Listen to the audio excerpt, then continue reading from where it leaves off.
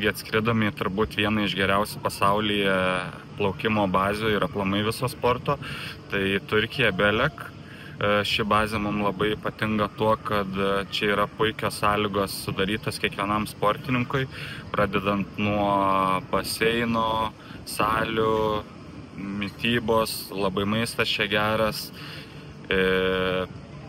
Toliau mūsų planai šitai stovyklai, tai kaip jau žinome, baigėsi pasaulio čempionato atranka.